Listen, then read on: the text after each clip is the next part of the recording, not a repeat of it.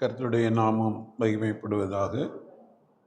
இந்த மாலை வேளையில் நாம் தேவனுடைய சமூகத்தில் வரும்படியாக தேவன் நமக்கு இரக்கம் பாராட்டியிருக்கிறார். இது தேவனுடைய ஒரு பெரிய கிருபை என்று தான் சொல்ல முடியும்.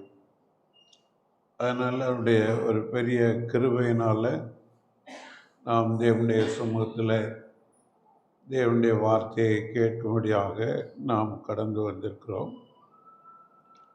இந்த நாளில் உங்களுடைய மத்தியில் பகிர்ந்து கொள்ளக்கூடிய தேவனுடைய வார்த்தை, ஒரு வாலிபன் ஆண்டவராகிய இயேசு கிறிஸ்துவை வழியிலே கண்டு ஓடி வந்து முழங்கால் படியிட்டு, நல்ல போதகரே, நான் நித்திய ஜீவனை அடைவதற்கு என்ன செய்ய வேண்டும் என்று கேட்கிறான். அப்பொழுது ஆண்டவராகிய இயேசு கிறிஸ்து கற்பனைகளை கைக்கொள் என்று சொல்லுகிறார். அப்போ சொல்கிறான், நான் சிறுவயது முதல் இதை கை கொண்டு இருக்கிறேன் அப்படின்னு சொல்கிறது பார்க்குறோம். ஆனாலும் ஆண்டவர் உன்னிடத்தில் ஒரு குறை உண்டு என்று சொல்லுகிறார். அந்த குறைவை ஆண்டவர் அவனுக்கு சொன்ன பொழுது அவன் கீழ்ப்படிய மனசில்லாமல் துக்கத்தோடு திரும்பி போனான் என்று பார்க்கிறோம். பாருங்க, இது ஆண்டவராகிய இயேசு கிறிஸ்து இவனிடத்தில் வந்து துக்கத்தோடு திரும்பி போகிற மனிதன் இங்கே புதிய ஏற்பாட்டில் இந்த ஒரு மனிதனை தான் பார்க்க முடியும். மீதி எல்லாரும் சந்தோஷத்தோடு போனாங்க, சமாதானத்தோடு போனாங்க, ஆண்டவரை துதித்தாங்க அப்படின்னு தான் சொல்லப்பட்டு இருக்கு. ஆனால் துக்கத்தோடு போன மனுஷன் இவன் தான். அப்போ இது 3 சுவிசேஷங்களிலும் எழுதப்பட்டு இருக்கிறது. மத்தேயு, மார்க்கு, லூக்கா. இந்த 3 சுவிசேஷங்களிலும் அது எழுதப்பட்டிருக்கு. அதே நேரத்தில் ஒரு சுவிசேஷத்தில் வாலிபன் என்று சொல்லப்பட்டு இருக்கிறது. ஒரு சுவிசேஷத்தில் ஒருவன் ஓடி வந்தான் என்று சொல்லப்பட்டிருக்கிறது. இப்படி கொஞ்சம் வித்தியாசம், ஆனாலும் வாலிபன் தான். சரியா? இப்போ அதைத்தான் நம்ம என்ன செய்ய போகிறோம், பார்க்க போகிறோம். அதனால் சரி, இது எல்லாருக்கும் தெரிஞ்சது தான், ஆனாலும் நம்ம கொஞ்சம் கவனமாக சிந்திப்போம் அப்படின்னு சொன்னால் அது பிரயோஜனமாக இருக்கும் அப்படின்னு சொல்லிட்டு நான் நம்புகிறேன். பாருங்க, மத்தேயு எழுதின சுவிசேஷம் 19ஆம் அதிகாரம் 16 22 வரைக்கும் வாசிக்கலாம். அவரை நோக்கி, நல்ல போதகரே, நித்திய ஜீவனை அடைவதற்கு நான் எந்த நன்மையை செய்ய வேண்டும் என்று கேட்டான். அதற்கு அவர், நீ என்னை நல்லவன் என்று சொல்வானே, தேவன் ஒருவர் தவிர நல்லவன் ஒருவனும் இல்லையே. நீ ஜீவனில் பிரவேசிக்க விரும்பினால் கற்பனைகளை கைக்கொள் என்றார். அவன் அவரை நோக்கி, எவைகளை என்று கேட்டான். அதற்கு இயேசு, கொலை செய்யாதிருப்பாயாக, விபசாரம் செய்யாதிருப்பாயாக, களவு செய்யாதிருப்பாயாக, பொய் சாட்சி சொல்லாதிருப்பாயாக, உன் தகப்பனையும் உன் தாயையும் கனம் பண்ணுவாயாக, உன்னிடத்தில் நீ அன்பு கூறுவது போல பெண்ணிடத்திலும் அன்பு கூறுவாயாக என்பவைகளையே என்றார். அந்த வாலிபன் அவரை நோக்கி, இவைகளை எல்லாம் என் சிறுவயது முதல் கை கொண்டிருக்கிறேன், இன்னும் என்னிடத்தில் குறைவு என்ன என்றான். அதற்கு இயேசு, நீ பூர்ண சம்பளனாய் இருக்க விரும்பினால் போய் உனக்கு உண்டானவைகளை விற்று தரித்திரருக்கு கொடு, அப்பொழுது பரலோகத்தில் உனக்கு பொக்கிஷம் உண்டாயிருக்கும், பின்பு என்னை பின்பற்றி வா என்றார். அந்த வாலிபன் மிகுந்த ஆசை உள்ளவனாய் இருந்தபடியால் இந்த வார்த்தையை கேட்ட பொழுது துக்கமடைந்தவனாய் போய்விட்டான். இங்கே பார்க்கிறோம், அந்த வாலிபன் மிகுந்த ஆஸ்தி உடையவனாய் இருந்தபடியால் அவன் துக்கத்தோடு போய்விட்டான். இப்போ ஆண்டவராகிய இயேசு கிறிஸ்துவினிடத்தில் வந்த மனிதர்களில் துக்கத்தோடே போனவன் இந்த வாலிபன் தான். ஆனால் வரப்போ ரொம்ப சந்தோஷமாக இருந்தான். அடுத்து அவனிடத்தில் ரொம்ப தாழ்மை காணப்பட்டது. மார்க்கு சுவிசேஷம் 10வது அதிகாரத்தில் அப்படின்னு நினைக்கிறேன். பாருங்க, அவன் இயேசு கிறிஸ்து வரும்போது வழியிலே முழங்கால் படியிட்டு என்று சொல்லப்பட்டிருக்கும். வாசிக்கிறீங்களா?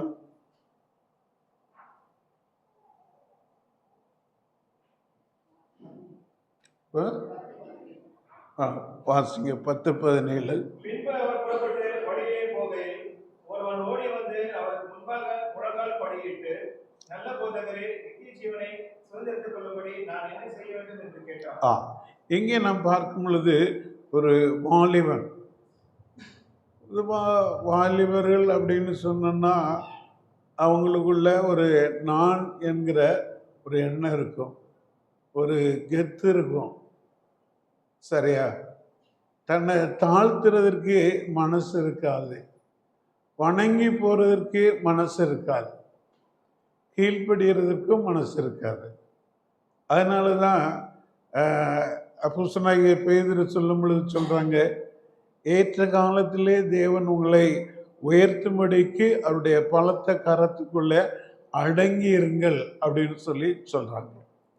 அப்போ ஆண்டவர் என்னை உயர்த்தணும் அப்படின்னு சொன்னா நம்ம அவருடைய பலத்த கரத்துக்குள்ள அடங்கி இருக்கக்கூடியவங்களாக இருக்கணும். அடங்கி இருந்தால்தான் நாம் உயர்த்தப்படுவோம் இல்லையா?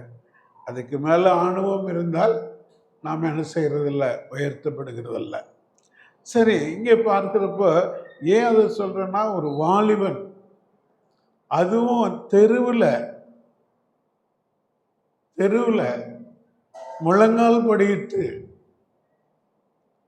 நல்ல போதகரே, நான் நித்திய ஜீவனை அடைவதற்கு என்ன செய்ய வேண்டும்?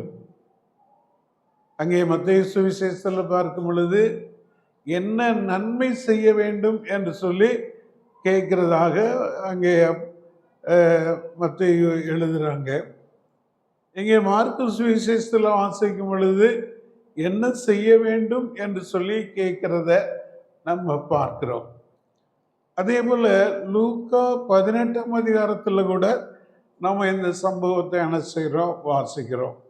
பாருங்க, லூக்கா 18ஆம் அதிகாரத்தில் அவர் என்ன சொல்லுகிறார் அப்படின்னு சொல்லிட்டு பார்ப்போம். பாருங்க, என்ன வசனம் கண்டுபிடிங்க.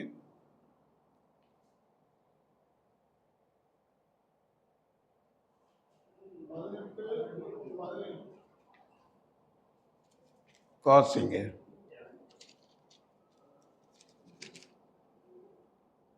அப்பொழுது தலைவன் ஒருவர் நோக்கி, நல்ல போதகரே, நித்திய ஜீவனை சுதந்திரித்துக் கொள்வதற்கு நான் என்ன செய்ய வேண்டும் என்று கேட்டான்.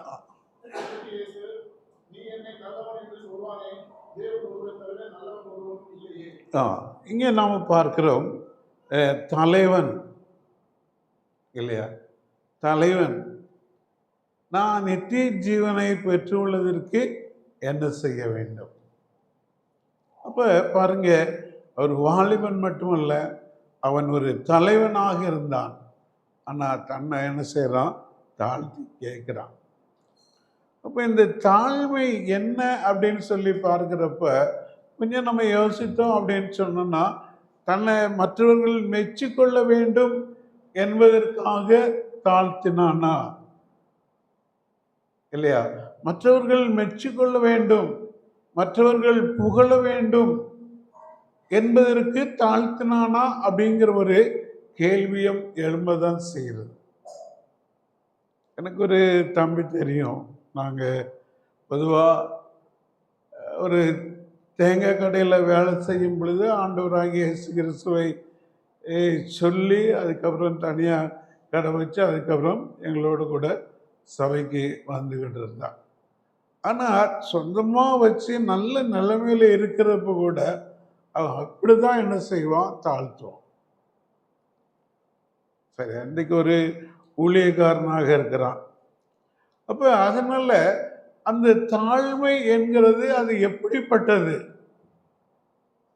சரி, அப்போ அதையும் நம்ம பார்த்து கொள்ள வேண்டும். தாழ்மை அப்படிங்கிறது ஒரு மாய்மாலமாக இருக்கக்கூடாது, வஞ்சகமான ஒரு தாழ்மையாக இருக்கக்கூடாது, மற்றவர்கள் நம்மை மெச்சிக்கொள்ள வேண்டும் என்பதற்குரிய தாழ்மையாக இருக்கக்கூடாது. அப்போ அவன் தன்னை தாழ்த்தினான்.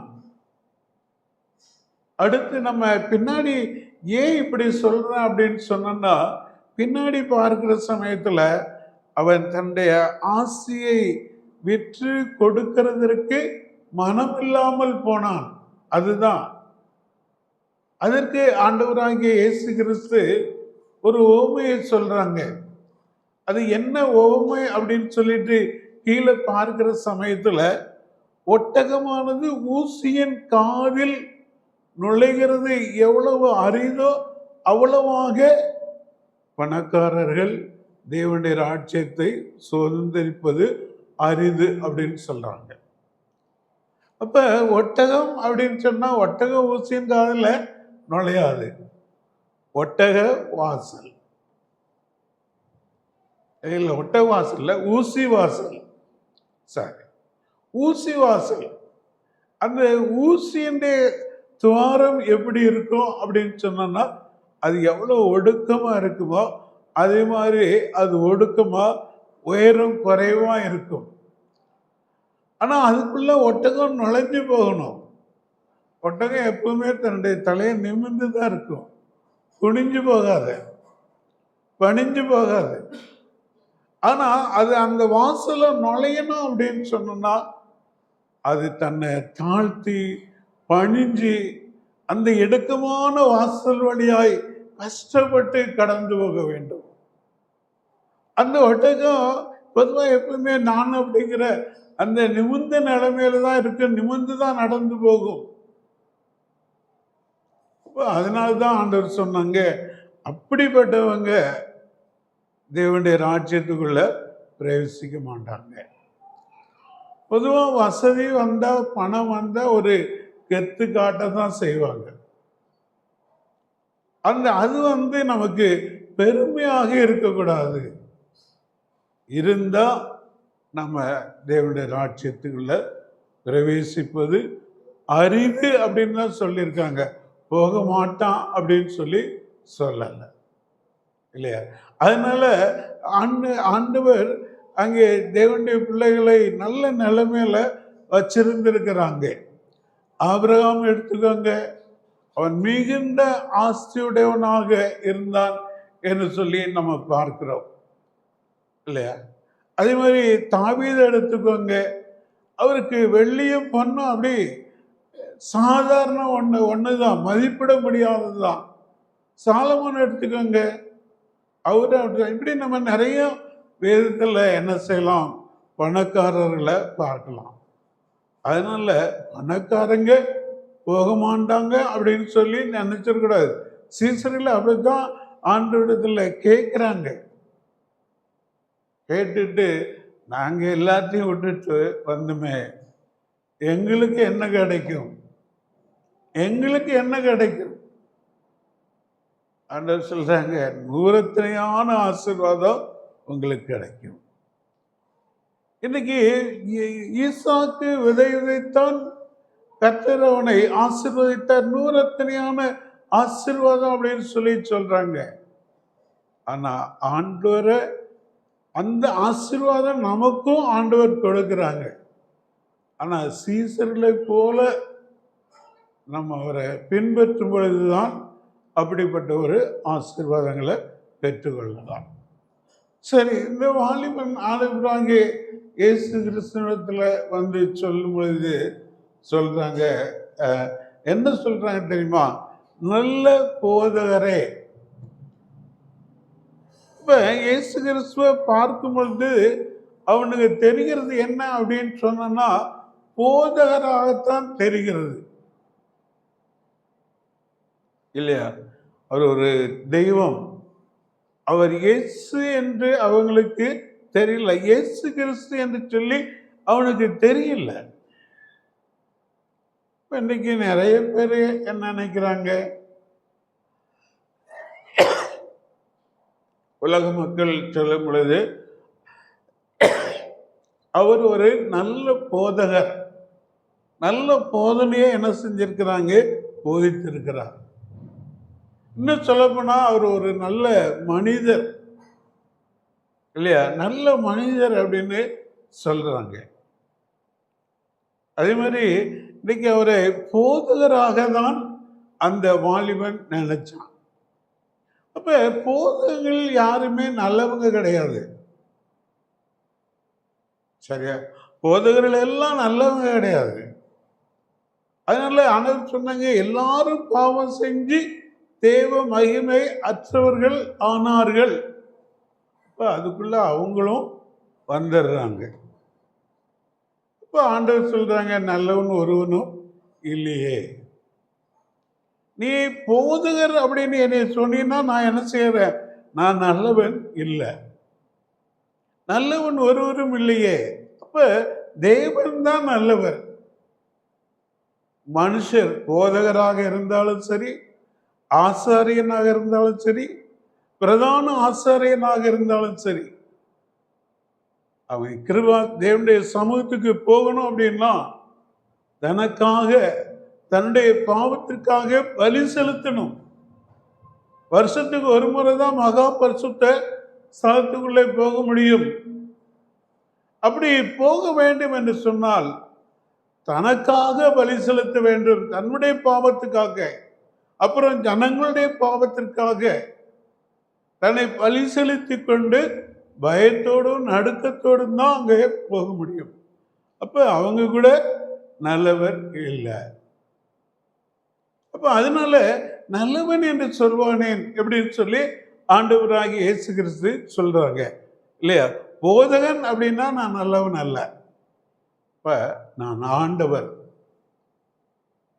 இல்லையா? தேவன் ஒருவர் தான் நல்லவர் அவனுக்கு என்று சொல்லி அந்த வாலிபனுக்கு என்ன செய்யறாங்க? சொல்லுகிறாங்க, எடுத்து சொல்லுகிறாங்க. மனுஷன் நல்லவன் இல்லப்பா, தேவன் ஒருவர் தான் நல்லவர் இல்ல. அப்போ அத அவனுக்கு சொல்லுகிறத நம்ம பார்க்கிறோம். அதுக்கப்புறம் அவன் கேட்கிறான், நித்திய ஜீவனுக்குள் பிரவேசிக்கிறதற்கு நான் என்ன நன்மை செய்ய வேண்டும்? நன்மை செய்யறதுனால நாம் நித்திய ஜீவனுக்குள் பிரவேசிக்க முடியாது. நன்மை செய்யணும். ஏன்னா ஆண்டவருடைய பிள்ளைகள் தான தர்மங்களை செய்திருக்கிறார்கள், அதிகமாக செய்திருக்கிறார்கள். அது மாதிரி ஆண்டவரை அறியாதவங்களும் தான தர்மங்கள் நன்மைகள் செஞ்சிருக்கிறாங்க. அவங்களுக்கு தான் ஆண்டவர் தன்னை வெளிப்படுத்தி இருக்கிறார். பாருங்க, கொர்நேலியு எடுத்துக்கோங்க. அவர் என்ன செஞ்சார்? ஆண்டவர் அவரை பற்றி சொல்லும் பொழுது, உன்னுடைய ஜெபங்களும் தான தர்மங்களும் என்ன செஞ்சது? கேட்கப்பட்டது. அதனால அவர் புறஜாதியாராக இருந்தாலும் ஆண்டவர் பேதுருவுக்கு ஒரு தரிசனம் கொடுத்து தன்னை வெளிப்படுத்தி நீ போ அப்படின்னு சொல்லுகிறத நம்ம பார்க்கிறோம். அப்ப அவர் இங்கே சுவிசேஷத்தை அறிவிக்கும் பொழுது கொர்நேலியு வீட்டார் எல்லாரும் ஆண்டவராகிய இயேசு கிறிஸ்துவை தன்னுடைய வாழ்க்கையில ஏற்றுக்கொள்ளுகிறார்கள். சரி, அப்ப அதனால நம்ம என்ன செய்யணும்? நன்மை செய்யணும், தான தர்மங்கள் செய்யணும் இல்லையா? அதே நேரத்தில் விசுவாசிகள் நாம என்ன அப்படி ஆண்டவர் சொல்றாங்க, நாம் நற்கிரியைகள் செய்யறதற்காக கிறிஸ்து இயேசுவுக்குள் சிருஷ்டிக்கப்பட்டிருக்கிறோம். அப்போஸ்தலனாகிய பேதுரு சொல்லும் பொழுது அதான் சொல்றாங்க, நற்கிரியைகள் செய்யறதற்காக, நன்மை செய்வதற்காகவே நாம் என்ன செஞ்சிருக்கிறோம்? உருவாக்கப்பட்டு இருக்கிறோம். ஏன்னா உலக தோற்றத்துக்கு முன்னாகவே தேவன் நம்மை தெரிந்து கொண்டார், அவர் அழைத்தார், ஏற்ற காலத்தில் நம்மை மீட்டு கொண்டார். எதற்காக? நற்கிரியைகளை செய்வதற்காக நாம் கிறிஸ்து இயேசுவுக்குள் தெரிந்து கொள்ளப்பட்டோம். அப்ப நம்ம நன்மை செய்யணும்.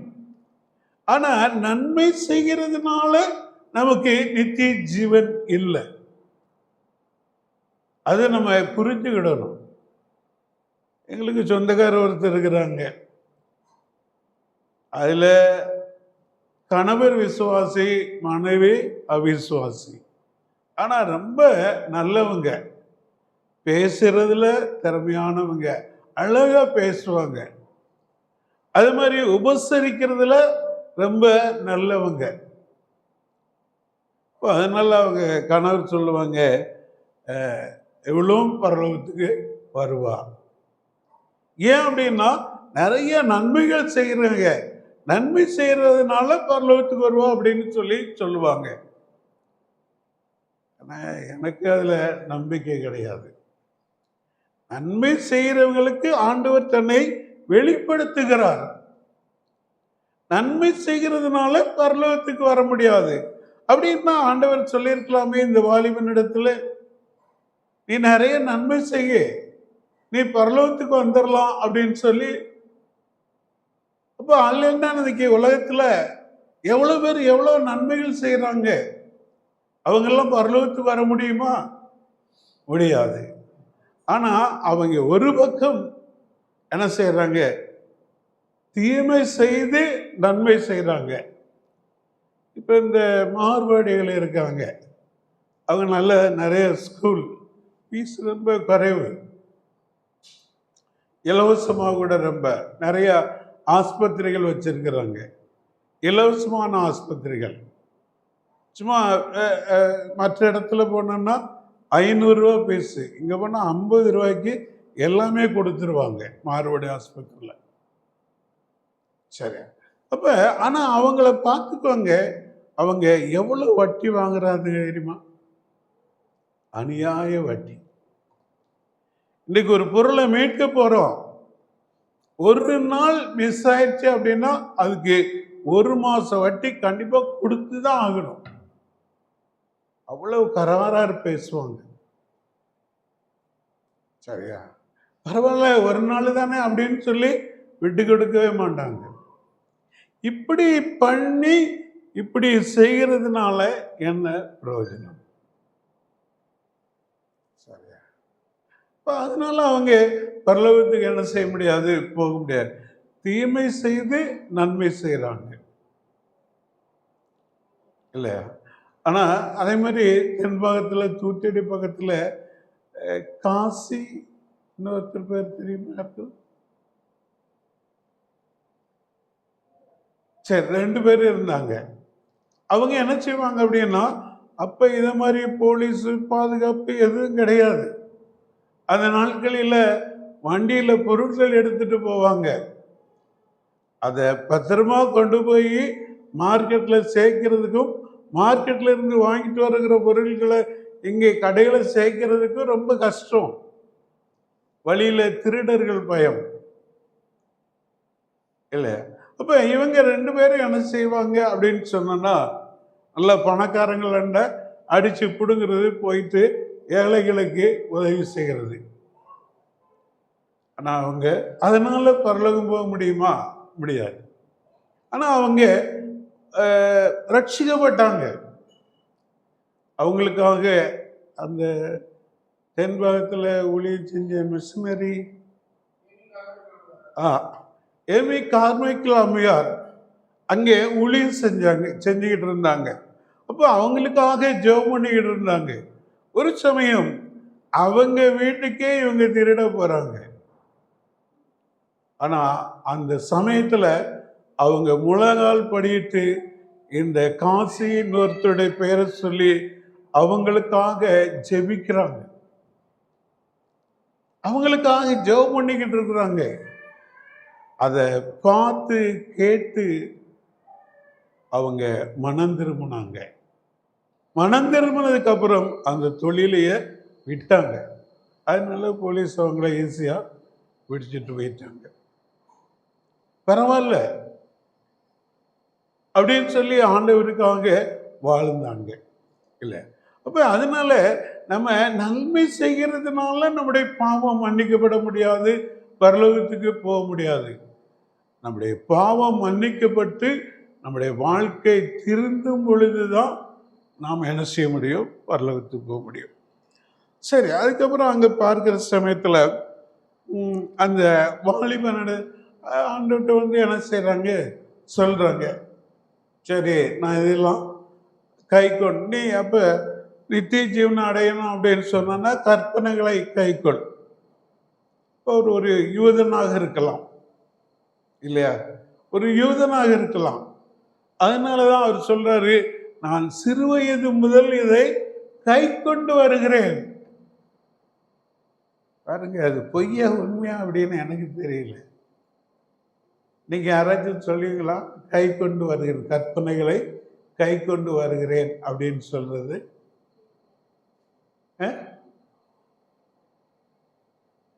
அப்துராஜ் இல்லைன்றான்.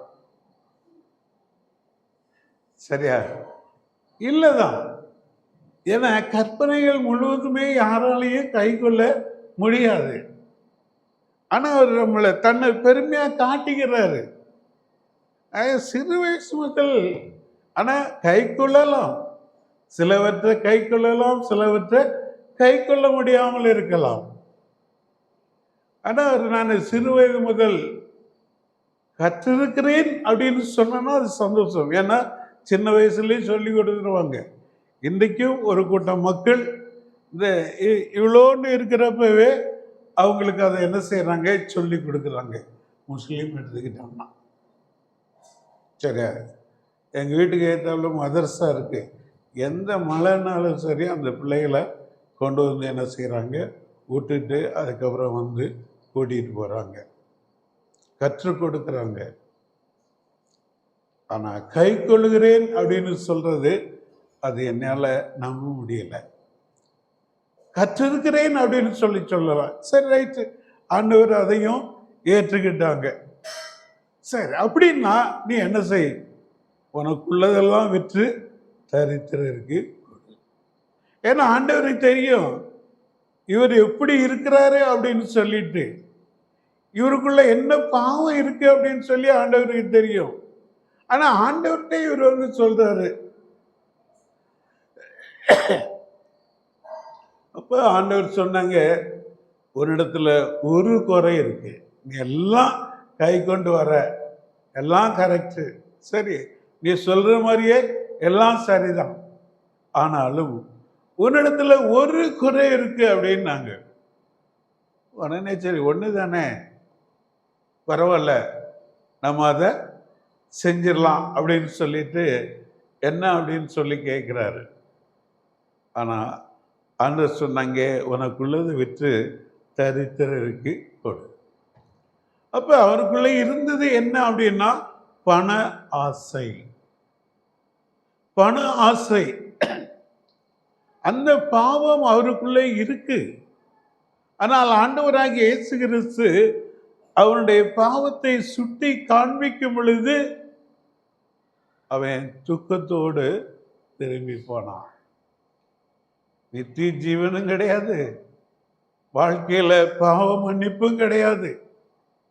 ஆனா வேதத்துல இன்னொரு மனுஷனை பார்க்கிறோம், அநியாயமா சம்பாதிச்சான், பணத்தை சேர்த்தான், ஆனாலும் அவனுடைய வாழ்க்கையில நிம்மதி இல்லை. ஆனா ஆண்டவராகிய இயேசு கிறிஸ்துவை பார்க்கணும் அப்படின்னு சொல்லி விரும்பினான். எப்படியாகிலும் பார்க்கணும், பார்த்தா நமக்கு ஒரு நிம்மதி கிடைக்குமா, சந்தோஷம் கிடைக்குமா அப்படின்னு சொல்லிட்டு விரும்பினான். அப்ப ஒரு நாள் ஆண்டவராகிய இயேசு கிறிஸ்து அந்த பகுதியில் வராரு அப்படின்னு கேள்விப்பட்ட உடனே ஓடனா போய் பார்க்கறதுக்கு. பார்க்க முடியல. ஏன் அப்படின்னா அவன் ரொம்ப குள்ளன், பார்க்க முடியல. சரி, அவருக்கு முன்னாடி வேற வழியா போய் இந்த வழியில தானே வராருன்னு ஒரு காட்டாத்தி மரத்துல ஏறி அழகா சம்மு உட்கார்ந்துக்கிட்டார். சரி, எப்படியும் நம்ம பார்த்துடலாம் அப்படின்னு சொல்லி, சரி, ஆண்டவராகிய இயேசு கிறிஸ்து அந்த வழியாக கடந்து வந்து அந்த மரத்துக்கு நேரம் வந்து வந்த உடனே நின்னார். நின்ன உடனே இவர் நல்லா பார்த்துட்டார். சரி, ரொம்ப சந்தோஷப்பட்டு இருக்கிற சமயத்துல ஆண்டவராகிய இயேசு கிறிஸ்து அவரை பேர் சொல்லி அண்ணாந்து பார்த்து பேர் சொல்லி கூப்பிடுகிறார். அவருக்கு இருந்த சந்தோஷத்துக்கு அளவே இல்லை. என் பேர் அவருக்கு எப்படி தெரியும்? ஆண்டவர் எல்லாவற்றையும் அறிந்திருக்கிறவர். நம்முடைய உள்ளம் எப்படி இருக்கு அப்படிங்கிறத எல்லாம் அறிந்திருக்கிறாங்க. நான் யாரு அப்படின்னு சொல்லி ஆண்டவருக்கு தெரியும். உங்க முன்னாடி நான் சொல்லிடலாம், பெரிய உத்தமனா காண்பிச்சிருக்கலாம் இல்லையா? உங்களுக்கு முன்னாடி என்னை நான் உத்தமனா காண்பித்து கொண்டு இருக்கலாம். ஆனா நான் தேவனுக்கு முன்பாக நான் யார் அப்படிங்கிறது ஆண்டவருக்கு தான் தெரியும். என்னுடைய குணாதிசயங்கள் என்ன அப்படிங்கிறது ஆண்டவருக்கு தான் தெரியும். என்னுடைய வாழ்க்கையின் பாவங்கள் என்ன அப்படிங்கிறது ஆண்டவருக்கு தான் தெரியும். அதே போல உங்கள் ஒவ்வொருடைய வாழ்க்கையிலையும் நீங்க எப்படி இருக்கிறீங்க அப்படிங்கிறத பற்றி ஆண்டவருக்கு தெரியும். தெரியாது அப்படின்னு சொல்லி நம்ம யாரும் நினைக்க முடியாது. ஒருவேளை மனுஷனுக்கு மறைக்கலாம் இல்லையா, மனுஷனுடைய பார்வைக்கு மறைவாக பாவங்களை செய்யலாம். ஆனா தேவனுடைய பார்வைக்கு மறைவாக நாம் எதுவுமே செய்ய முடியாது. ஏன்னா அவருடைய பார்வை வெளியரங்கமாக இருக்கிறது. அவருக்கு முன்பாக எல்லாம் வெளியரங்கமாக இருக்கிறது. அவர் காண்கிற தேவன். யார் சொன்னதுங்க? ஆகார் இல்லையா? ஆகார் சொல்றாங்க, நீர் என்னை காண்கிற தேவன். இன்னைக்கு நம்மளும் எல்லாரும் அப்படிதான் சொல்லணும், அவர் என்னை காண்கிற தேவன் இல்லையா? இப்ப அந்த வாலிபனுக்குள்ள இருக்கிற பாவம் என்ன அப்படிங்கிறது, சாரி, அந்த குள்ளமான அந்த சகைக்குள்ள இருக்கிற பாவம் என்ன அப்படின்னு சொல்லி ஆண்டவருக்கு தெரியும். ஆனாலும் ஆண்டவர் அழைச்சி வீட்டில் நான் தங்கணும் அப்படின்றாங்க. வீட்டில் நான் தங்கணும் அப்படின்னு சொல்றாங்க. ஒரு பக்கம் சந்தோஷம், இன்னொரு பக்கம் என் வீடு எப்படி இருக்குது? பாவத்தினால நிறைந்து இருக்கிறது, அநியாயத்தினால நிறைந்து இருக்கிறது இல்லையா? அநியாயமாய் வாங்கின வரி பணம், அப்படிப்பட்ட பணத்தினால என் வீடு நிறைஞ்சிருக்கு. அதனால என் வீட்டில் நிறைய பொருட்கள் இல்லையா, வசதியான ஒரு வாழ்க்கை வாழ்ந்து கொண்டு இருக்கிறேன். வீட்டுக்கு வந்தா எல்லாம் அது காட்டி கொடுக்கும். அன்றைக்கு இல்லை, ஆனால் இன்றைக்கு நான் உள்ளதை சொல்றேன். டிவி காட்டி கொடுக்கும். எத்தனை இன்ச்சு டிவி? சோபா காட்டி கொடுக்கும். எவ்வளவு பெரிய, எப்படிப்பட்ட ஒரு சோபா இல்லையா? நம்முடைய வாழ்க்கை வீட்டினுடைய அந்த அலங்கரிப்புகள் காட்டி கொடுக்கும். இது எப்படி நீ சம்பாதிச்ச, நீ இது எப்படி வாங்கின, இது உனக்கு எப்படி கிடைச்சது, எல்லாம் காட்டி கொடுக்கும். அதனால வீட்டுக்கு கூட்டிட்டு போறதுக்கு அவர் பயந்தாரு, சந்தோஷப்பட்டாரு, ஆனாலும் உள்ளத்துல பயம். அப்ப அந்த பயம் என்ன பயம் அப்படின்னா, தன்னுடைய பாவத்தை குறித்ததான பயம், தன்னுடைய பாவத்தை குறித்ததான பயம். அதனால அவர் வந்தால் என்ன சொல்லுவார், அவர் வந்தால் என்ன சொல்லுவார்? உடனே என்ன செய்றார்? தன்னுடைய பாவத்தை அறிக்கை செய்கிறார். ஏன்? நான் அநியாயமா வாங்கியிருக்கேன், அதை நாளத்து நான் திரும்பி கொடுக்கிறேன். அநியாயமா சம்பாதிச்சிருக்கிறேன், பாதியை நான் ஏழைகளுக்கு கொடுக்கிறேன். பாருங்க, இது பாவ அறிக்கை, இது வாழ்க்கையின் மாற்றம், இது பாவ மன்னிப்பின் நிச்சயம். ஆனால் அந்த வாலிபனை குறித்து பார்க்கும் பொழுது அவன் துக்கத்தோடு திரும்பி போனான். என்னை கேட்டுக்கொண்டு இருக்கிற அருமையானவர்களே, நீங்க சந்தோஷமா வந்திருக்கிறீங்க, கூட்டத்துக்கு நம்ம போறோம் அப்படின்னு சொல்லி இல்லை, சந்தோஷமா கைதட்டி கூட என்ன செஞ்சிருக்கலாம், பாடி இருக்கலாம். நான் உங்களுடைய நிலைமை இப்போ வீட்டுக்கு போக போறீங்க, நீங்க துக்கத்தோடு போக போறீங்களா அல்லது சந்தோஷத்தோடு போக போறீங்களா? இது உங்களுடைய தீர்மானம் தான் இல்லையா? நான் ஆண்டவராக இருந்தால் காட்டிடுவேன், நீ அப்படின்னு சொல்லி காட்டிடுவேன், ஓன்ட்டு இருக்கு அப்படின்னு சொல்லி. நானும் உங்களை போல ஒரு மனுஷன்தான். ஆனால் தேவனுடைய வார்த்தையை உங்களுக்கு சொல்லுகிறேன். தேவன் உங்களோடு பேசுகிறார். நீங்கள் எப்படி போக போறீங்க இல்லையா? அது நீங்கள் தான் என்ன செய்யணும், தீர்மானிக்கணும். துக்கத்தோடு போனால் நரகத்துக்கு தான் போகணும். ஏன் அப்படின்னா, ஆண்டவர் சீக்கிரமாக வர்றேன் அப்படின்னு சொல்லியிருக்கிறாங்க. சீக்கிரமாக வர்றேன், நாளைக்கு அப்படின்னு சொல்லி கடத்தக்கூடாது, நாளைக்கு அப்படின்னு சொல்லி. ஏன்னா இன்னைக்கு ராத்திரி வருவாங்கன்னா நம்முடைய நிலைமை என்ன ஆகும்? இல்லையா? நம்முடைய நிலைமை என்ன ஆகும்? இவ்வளவு நாள் நம்ம கோயிலுக்கு வந்து அதனால என்ன பிரயோஜனம்? ஒண்ணுமே இல்லை. நரகத்துக்கு தான் போகணும். நித்திய அழிவு, நித்திய வேதனை. வெளியில வர முடியாது, விடுதலையும் கிடையாது. இன்னொன்று நித்திய ஜீவன். நீங்க உங்களுடைய பாவங்களை அறிக்கை செஞ்சு ஆண்டவராகிய இயேசு கிறிஸ்துவை உங்களுடைய வாழ்க்கையில இரட்சகராக ஏற்றுக்கொள்வீர்கள் என்று சொன்னால் உங்களுக்கு கிடைக்கிறது நித்திய ஜீவன். அதோடு கூட சமாதானம். ரோமர் 5ஆம் அதிகாரத்தில் வாசிக்கும். உங்களுக்கு கிடைக்கிறது நித்திய ஜீவன். அதே மாதிரி சமாதானம் பெற்றிருக்கிறோம் என்று பார்க்கிறோம். அதனால உங்களுக்கு நித்திய ஜீவன் மட்டுமல்ல, இந்த உலகத்தில் சமாதானம், தேவனோடு கூட நித்தியமாய் வாழும்படியான பாக்கியம், பரலோக பாக்கியம். உங்களுக்கு எது வேணும்?